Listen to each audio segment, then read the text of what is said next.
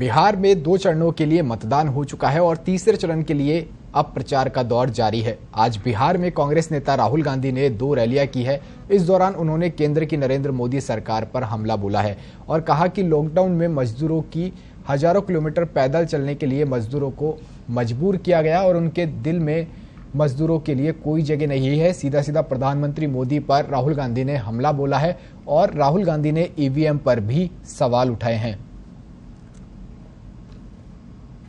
मन की बात, नरेंद्र मोदी, मन की बात, ये चलता रहता है। और दूसरी तरफ 8 बजे शाम को नरेंद्र मोदी आते हैं टीवी पे, कहते हैं भाइयों और बहनों,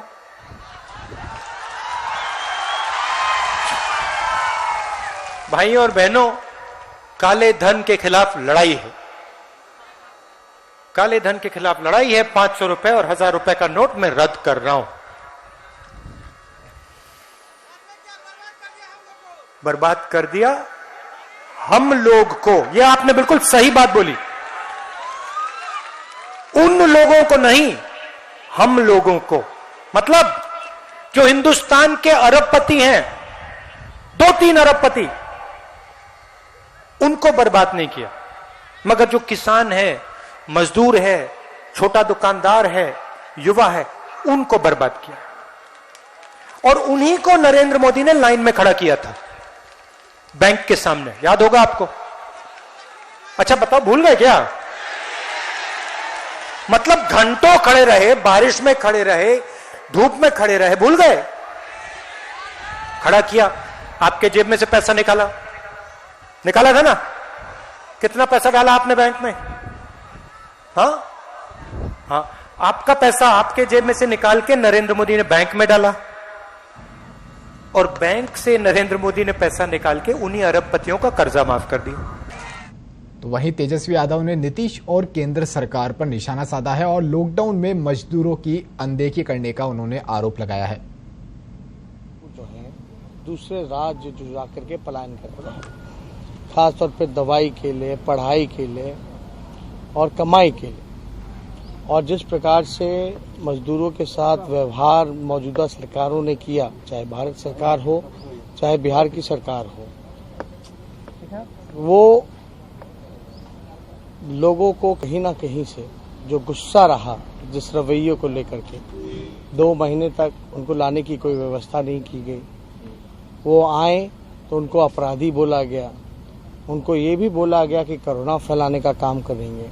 सुप्रीम कोर्ट के निर्णय के बाद भी बिहार सरकार दावा करती रहेगी कि हम काम देंगे, लेकिन किसी को काम नहीं मिला।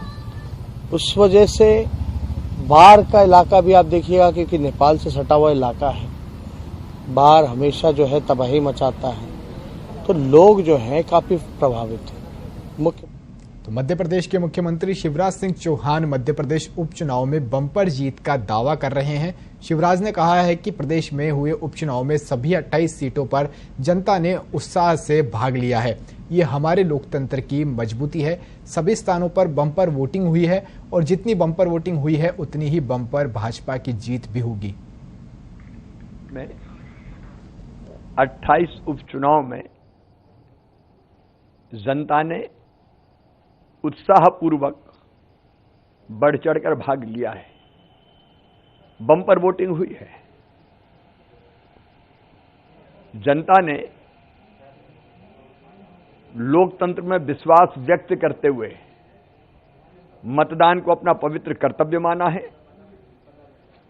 कोरोना के भय का असर कहीं नहीं दिखा और कुछ स्थानों पे तो 2018 से ज्यादा वोटिंग हो गई। यह हमारे लोकतंत्र की मजबूती है। मैं अपने मतदाता भाइयों का, बहनों का, बेटे बेटियों का आभार प्रकट करता हूं। और जितनी बम्पर वोटिंग हुई है उतनी बम्पर ही भारतीय जनता पार्टी की जीत होगी।